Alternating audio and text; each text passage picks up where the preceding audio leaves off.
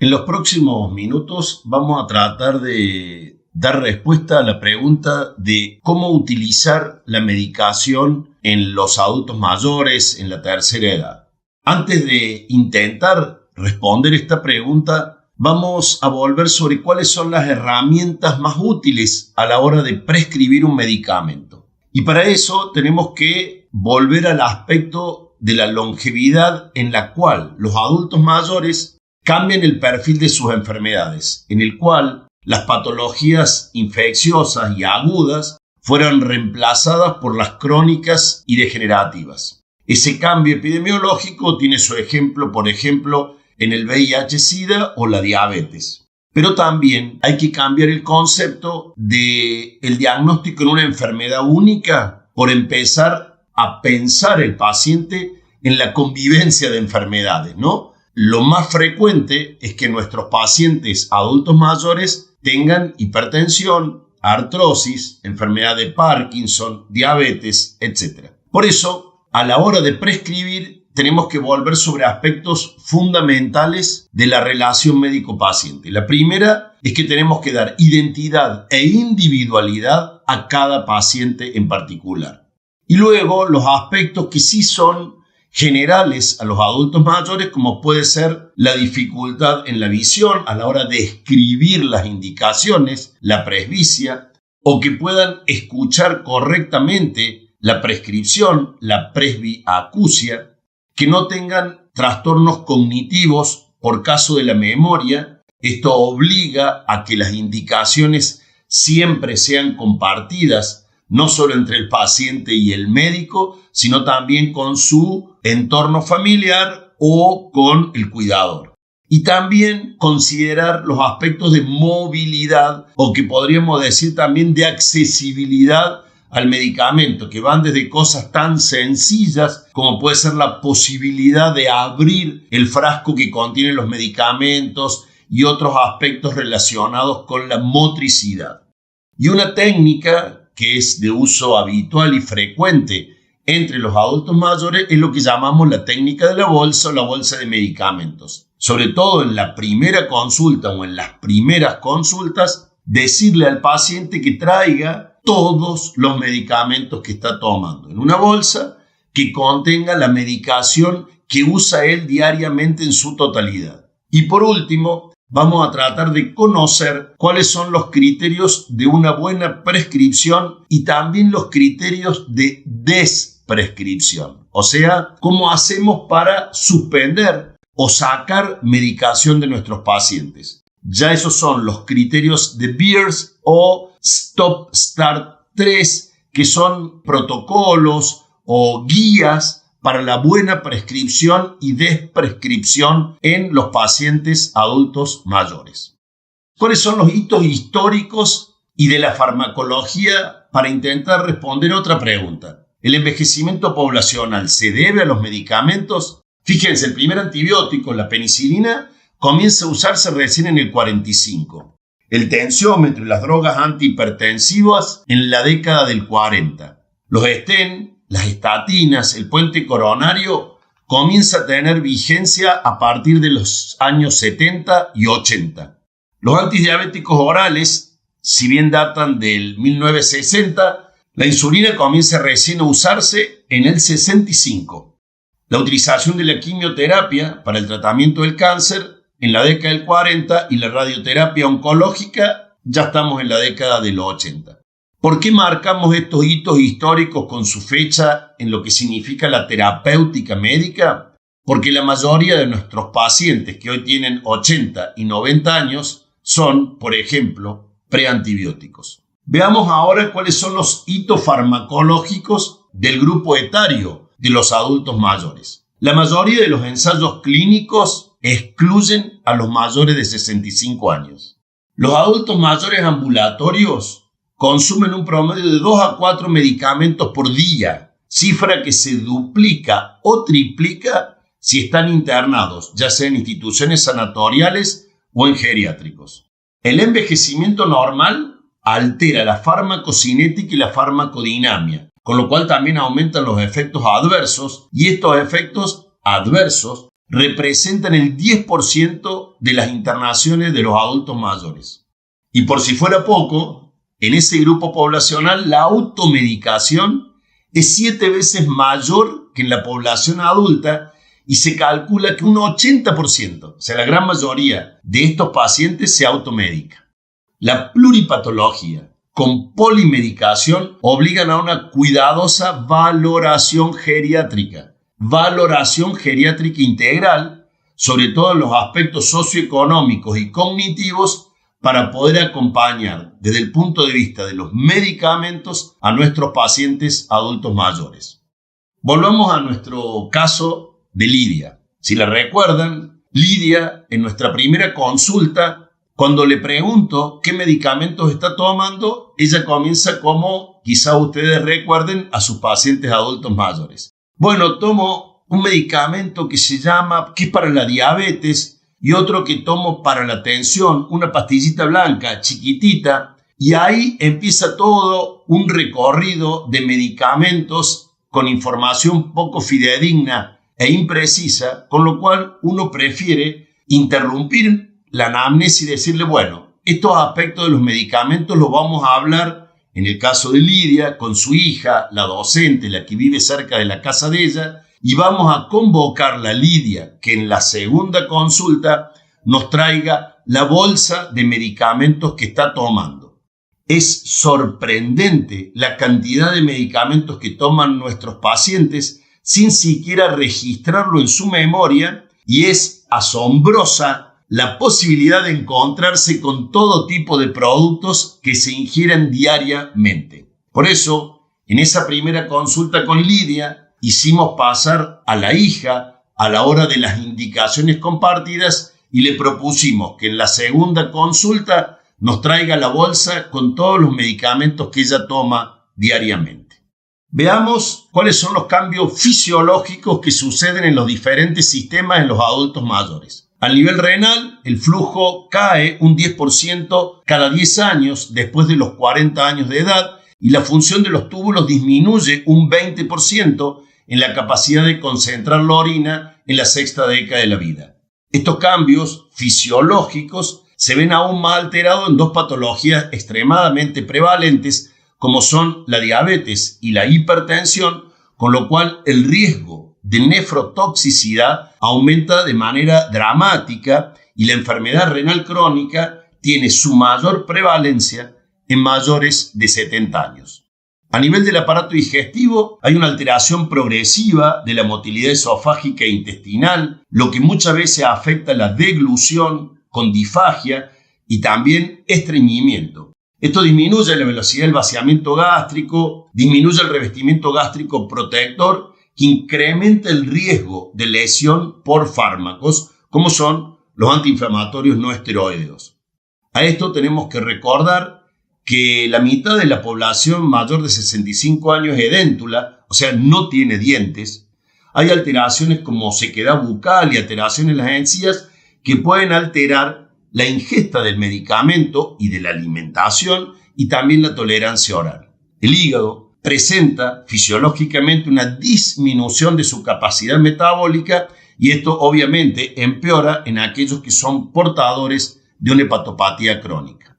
A nivel del sistema nervioso central, el envejecimiento cerebral del adulto mayor puede estar asociado o no a daño vascular u otra comorbilidad, enfermedad tipo Alzheimer, lo cual siempre obliga a una evaluación cognitiva para que este deterioro cognitivo no incremente el riesgo de que se olvide o se sobremedique o no pueda sostener una buena adherencia al tratamiento.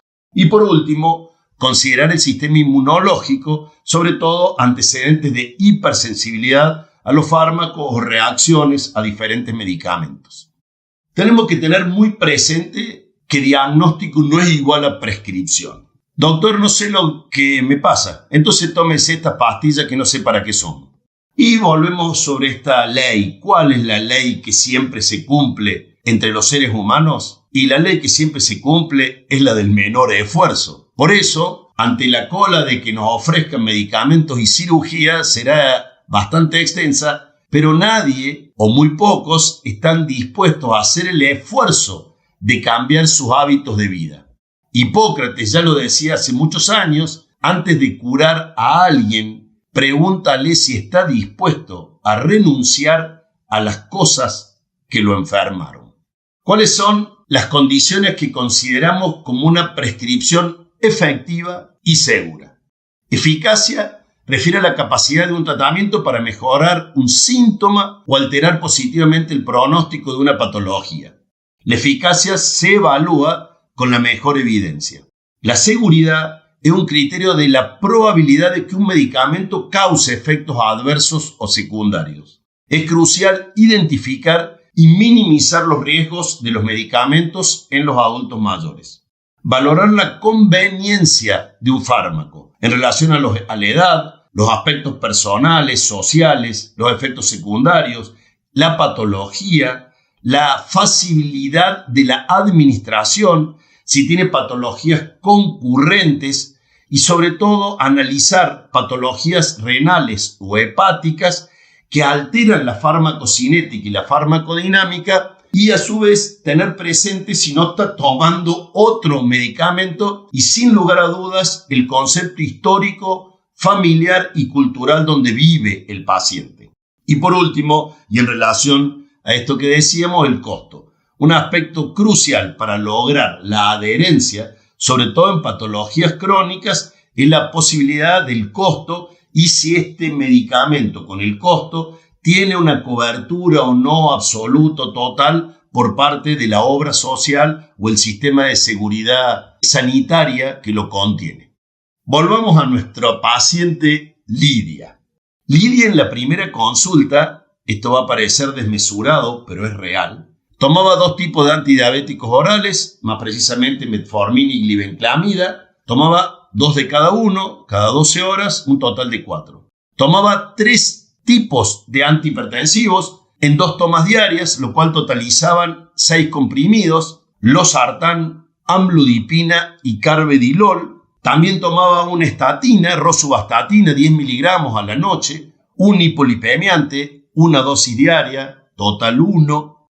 Y tomaba 3 medicamentos diferentes de toma diaria, entre analgésico y antiartrósicos. Utilizaba paracetamol, insaponificables de soja y palta, y también el ibuprofeno. Pero, como todo esto le ocasionaba dificultades gástricas, también tomaba pantoprazol en dosis de 40 miligramos diarios, y también consumía 2 psicofármacos. El primero, por la mañana, era fluoxetina en 10 miligramos, y a la noche, para dormir, tomaba 10 gotas de haloperidol, que obligó a un diagnóstico diferencial del Parkinson que sospechamos en la primera consulta. Para dormir, ella agregaba un hipnótico, Zolpidem, 10 miligramos, un comprimido, pero a su vez ella tomaba los automedicados, que podríamos llamar, que eran medicamentos que se publicitaban por televisión y que ella creía que le hacían bien, y eran de 2 tipos. Uno era un componente de colágeno y el segundo una melatonina de venta libre, con lo cual agregamos 2 medicamentos más. Cuando sumamos el total de fármacos que tomaba diariamente Lidia, sumaba una polimedicación de 20 pastillas diarias. Si 20 años no es nada, 20 medicamentos son un montón. A partir de esta Lidia, que son representantes de las Lidias del mundo, se elaboraron los criterios de Stop-Start, que son criterios para la prescripción potencialmente inapropiada en personas mayores, y también la desprescripción, aspecto que vamos a abordar en los próximos minutos. La poli, multi, pluri, muchi medicación no siempre significa más salud. Un arquitecto holandés que se hizo muy famoso por esta frase, less is more, es aplicable a los fármacos en adultos mayores. Menos es más. Menos es más. Pero estos aspectos que se relacionan a la polimedicación en la pluripatología tiene otro elemento, que son la utilización de medicamentos para los medicamentos, lo que se denomina la cascada terapéutica. Esto quiere decir que vamos agregando medicamentos no solamente por patología, sino por los efectos adversos que los medicamentos ocasionan por el consumo de medicamentos. Esto trae una cantidad de efectos adversos, está relacionado con dosis y con interacciones que muy pocas veces los colegas pensamos en las interacciones farmacológicas. Esto deviene de la dinámica cultural en la cual el paciente adulto mayor va de especialista en especialista y cada uno va agregando fármacos en función del sistema al cual ha dedicado su profesión. Pero por si fuera poco, también participan los farmacéuticos, los vecinos, los amigos, y esto fortalece aún más lo que llamamos la automedicación. Y surge esta cascada terapéutica de fármacos para tratar la medicación. A su edad, las personas se ponen ansiosas de tomar tantas pastillas. ¿Le puedo recetar algo para eso? Pero esta polimedicación tiene consecuencias clínicas. Disminuye la adherencia, o sea, la continuidad de tratamientos crónicos esenciales, produce efectos adversos con sus interacciones y también el mayor riesgo de hospitalizaciones y de morbimortalidad, entre las cuales destacamos las caídas, el deterioro de la funcionalidad y de la calidad de vida. Piensen ahora en sus hospitales o clínicas cuántas camas se encuentran ocupadas por pacientes adultos mayores con caída y fractura de cadera o que abandonaron la medicación o efectos adversos en patologías crónicas que acompañan a estos pacientes. Ante cualquier medicamento, consulte su duda. Nuestra sociedad está fuertemente medicalizada y junto con la impronta cultural de los médicos viene la medicamentalización que se acompaña de la polimedicación y que trae como consecuencia en los pacientes, en especial adultos mayores, la sobrecarga terapéutica que se revierte con este concepto que vamos a ir desarrollando de la desprescripción, que obviamente tiene que estar planteada en el concepto de atención integral del adulto mayor.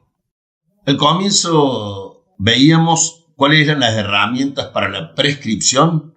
Ahora vamos a trabajar en la desprescripción. Y para eso se utilizan los criterios que nombrábamos. El primero, criterios de Beers, en el año 1991, cuando fueron publicados, en donde se explicita claramente cuáles son los criterios que hay que tomar en cada paciente para ir retirando medicación. Hoy trabajamos fundamentalmente con la tercera versión, que data del año pasado, 2023, que es el acrónimo que llamamos criterios Stop-Start. ¿En qué consisten estos criterios? En una lista explícita y actualizada de medicamentos potencialmente inapropiados y posibles omisiones en la prescripción que tienen como objetivo optimizar la medicación, minimizar las reacciones adversas de los medicamentos y hacer una revisión periódica de estos tratamientos en adultos mayores, sobre todo lo que denominamos adultos mayores frágiles, que son aquellos que tienen una plurimorbilidad y a su vez una polifarmacia. Repetimos entonces, usted puede elegir el criterio que más le gusta, la guía que más le guste, que son los criterios de Stop, Start 3 o los criterios de Beers. Pero siempre hay que hacer hincapié, y no nos vamos a cansar de repetir, que una cosa son las guías, los protocolos, las indicaciones, los criterios de consenso internacional, pero no hay ninguna guía que reemplace su juicio clínico en cada caso individual. No es factible transcribir un criterio de guía a todos los pacientes.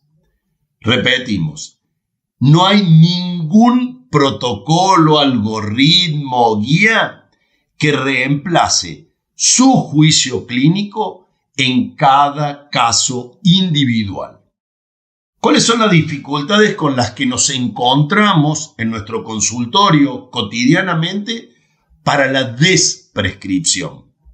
Un elemento es el sistema sanitario en el que trabajamos, que es un sistema acelerado, con poco tiempo de atención médica, que en general es impersonal, que está fuertemente mercantilizado, con guías y protocolos que se imponen a los colegas para invitarlos a la terapéutica y que todo diagnóstico debe ir acompañado de un fármaco, y esto está fuertemente arraigada en la cultura del sistema sanitario, a donde además está fragmentado, en donde intervienen diferentes especialistas que cada uno agrega sus propios medicamentos y en donde muchas veces se repiten las prescripciones médicas porque están en un sistema electrónico que automáticamente va repitiendo las indicaciones de los diferentes especialistas a lo largo de los tiempos. Hay dificultades en la desprescripción del lado médico, porque la educación, la formación académica está centrada en los medicamentos. Asociamos terapéutica a fármaco. Y esta inercia de los medicamentos se traduce también, sobre todo porque tenemos poco tiempo, en seguir repitiendo las recetas, las indicaciones, sin hacer una revisión periódica de cada paciente en particular. Y sobre todo, también tener el respeto de adjudicarle el saber al paciente y preguntarle cuál es su perspectiva, ¿no? ¿Cuáles son las posibilidades que tenemos a la hora de sacar medicamentos y acordar esa conducta no solo con el paciente, sino también con la familia? Y si no es la familia la que lo asiste, la hija, el hijo, la pareja, sino también el cuidador. Y por último, y quizás sea lo más trascendente, son las dificultades para desprescribir que tenemos por parte de los pacientes adultos mayores. Recuerden ustedes cuántas veces llega el paciente y le dice: doctor, deme algo para, ¿no? Deme algo para el dolor de los huesos, deme algo para la hipertensión, deme algo para el colesterol, deme algo para el dolor de cabeza, deme algo para que duerma bien, deme algo para tener más fuerza, deme algo para tener mejor humor, deme algo, siempre es deme algo. ¿Cuántas veces un paciente va y le dice sáqueme algo para, ¿no? Hay una resistencia a dejar la medicación, sobre todo porque la vienen tomando desde hace largo tiempo. También hay un temor que por retirar el medicamento se vuelvan a vivir síntomas o situaciones desagradables. Y después también hay un aspecto atravesado por nuestro funcionamiento en el sistema sanitario, que muchas veces cuando uno no receta, el paciente dice: claro, este médico no es bueno, no me dio nada para, ¿no? Como que hubiera un desinterés por parte del médico, o muchas veces se percibe el hecho de retirar medicación como que uno lo está abandonando, ¿no? Se asocia el vínculo humano paciente-médico a través de una receta, a través de un medicamento, a través de un fármaco. Hemos tratado de resumir cuáles son las dificultades que tenemos para la desprescripción desde el sistema sanitario, las condiciones de trabajo de los médicos y la cultura de nuestros pacientes. Hemos combinado todos los medicamentos en uno solo. ¿Qué pasó con Lidia? Con Lidia, a lo largo de los meses, en la cual nos fuimos encariñando también por su historia personal, trabajando con colegas, logramos que ella comenzara un plan de actividades físicas y de rehabilitación de la marcha con ejercicios del equilibrio, los ejercicios de Tinetti.